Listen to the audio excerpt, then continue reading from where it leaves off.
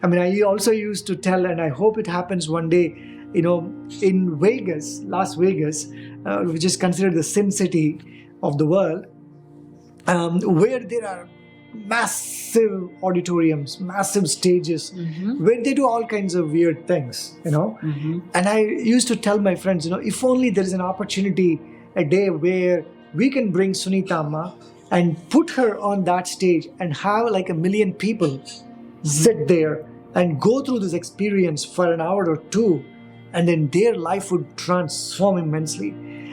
Where she's not teaching, she's not vocal, she's not lecturing, she's not teaching any techniques. Yes, there are some techniques that we all practice, just a form of warm-up stuff. But then that experience that they go through in that inner silence is profound and transformational. Well, I've been through it, and I felt it, and I'm still feeling it.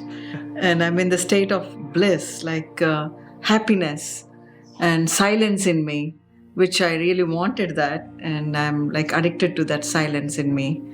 Otherwise, we all have busy mind. We want to do this, that. These thoughts come. And planning for your family, for your work, for yourself. But you never have a silent mind. But yet, as you said, full, wellness and fullness and oneness. And you still can do things and function with the present, like living in the presence. Yes.